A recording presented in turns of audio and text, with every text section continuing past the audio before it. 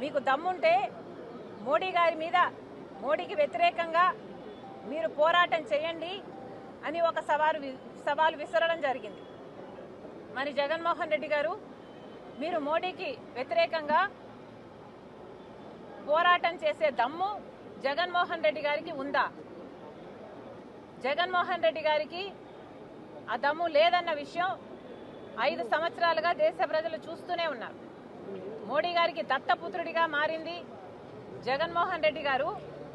ఏ రాజశేఖర్ రెడ్డి గారు బీజేపీకి అంతలా వ్యతిరేకించారో అన్ని వేదికలలో బీజేపీ ఒక మతతత్వ పార్టీ అని, గోద్రా, మణిపూర్ లాంటి ఘటనలలో వేల మంది పొట్టన పెట్టుకున్న పార్టీ బీజేపీ. కాబట్టి రాజశేఖర్ రెడ్డి గారు ప్రతి చోట బీజేపీని వ్యతిరేకిస్తే అదే మోడీ గారికి దత్తపుత్రుడిగా మారాడు జగన్మోహన్ రెడ్డి గారు.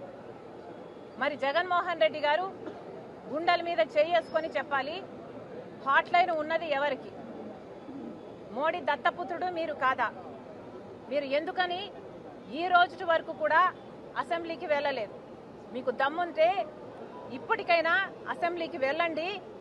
అక్కడ ఇప్పుడు జరుగుతున్న ఈ లిక్కర్ కుంభకోణం ఎందుకని మీరు ఓన్లీ క్యాష్ పద్ధతిలోనే అమ్మకాలు జరిపారో సంజాయిషి ఇచ్చుకోండి.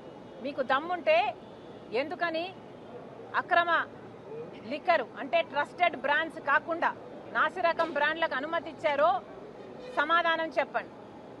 మీకు అసెంబ్లీకి వెళ్లే దమ్ము లేదు, పోనీ పార్లమెంటుకు వెళ్లే దమ్ముందా అంటే పార్లమెంటులో ప్రత్యేక హోదా గురించి అడిగే దమ్ము లేదు, పార్లమెంటులో పోలవరం ఎత్తు తగ్గించడానికి వీల్లేదు అని చెప్పే దమ్ము మీకు లేదు, పార్లమెంటులో ఓట్ చోరీ జరుగుతుంటే మోడీకి వ్యతిరేకంగా పోరాటం చేసే దమ్ము మీకు లేదు. మరి మీరు ఎందుకున్నట్టు? మీరు అసెంబ్లీకి పోరు, మీరు పార్లమెంటుకు పోరు, మరి మీ పార్టీ ఎందుకున్నట్టు? మీ పార్టీ ఇదొక పార్టీ, మీదొక అజెండా, సిగ్గుండాలి కదా. జగన్మోహన్ రెడ్డి గారికి సభ్యత, సంస్కారము ఏవి లేవు అన్నది మరోసారి జగన్మోహన్ రెడ్డి గారే నిరూపించుకున్నారు.